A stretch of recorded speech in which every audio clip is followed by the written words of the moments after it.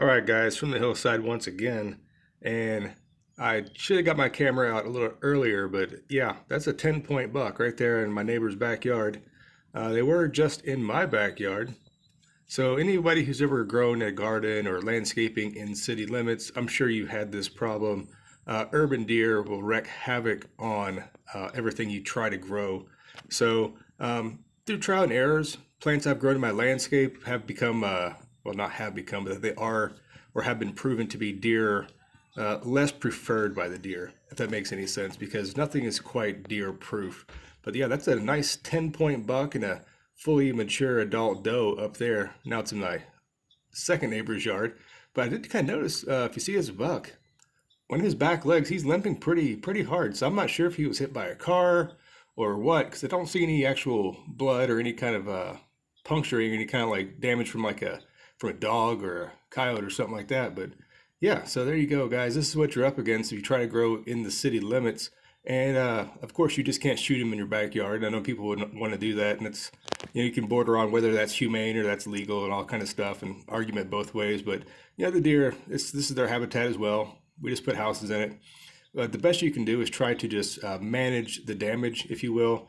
And if you've seen my pallet garden from the yard, but this is from my upstairs looking out, and it does look kind of ratty in the wintertime. I was considering painting it or doing something later in the springtime when it dries out and clears up a little bit, and maybe try to straighten up some of these posts that have kind of sunk through the wintertime with the freezing and thawing. But there you go, just a look at the backyard.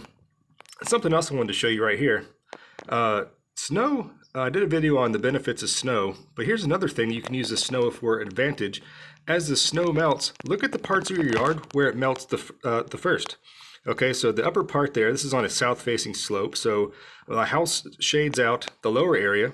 You can still see a little bit of the house shadow reflecting on the snow there. And you can use this to your advantage whenever you're planting a garden, because you can tell where the shadows fall during the different times of the year. But during the spring, you're going to see what's going to warm up first. Okay, now obviously these two raised beds right here, it's on the edge of the yard.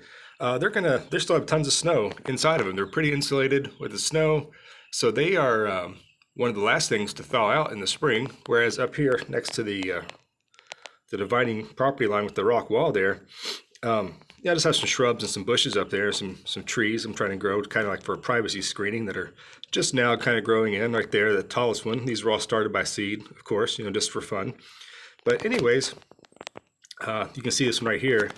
This is a ginkgo tree that I started, and see it's broken in half. All the bark was stripped off. I 100% guarantee you Mr. 10 Point that you just saw is a culprit to do that, as they'll start marking their territory.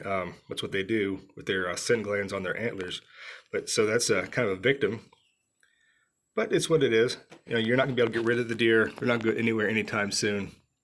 But yeah, so use the snow as an advantage, as an indicator of where the sunlight is hitting, what's warming up fastest, what's warming up last. So in the spring, you kind of want to tend to put stuff where it's going to warm up sooner rather than later. And maybe in the peak of summer, you're going to find some place that is more shady, or it's going to get a little bit less intense sun. If you're trying to grow something like a lettuce or something that's heat sensitive, you might be better off putting it in a place that's not going to be quite as intense on the sunlight there. So try to use every little indication you can, just to kind of get a feel for your landscaping. Like I said, just because it's wintertime, nothing's really growing, you still need to be out and about, looking around, and kind of determining, plotting and planning what's going on in your garden.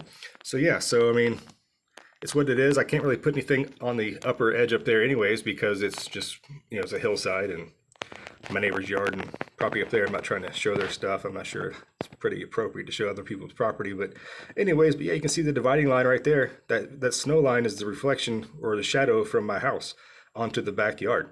So there you go, guys. Just things you can do in the wintertime to just kind of, my finger there, sorry.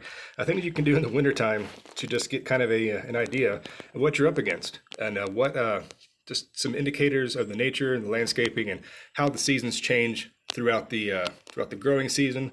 And like I mentioned here, because where the sun is on the other side of the house, it is shaded, but towards the peak of summer, the sun actually will start coming in more from this area on here and will shine directly onto the raised beds and onto the garden this way, as it is basically where I'm standing, kind of a little bit behind me, because as there's this ginormous oak tree across the street, the low projectile of the winter sun does block it out. So as the sun rises higher in the sky due to summer, it's not blocked by that tree. So this is more of a direct hit onto the yard and the garden back there.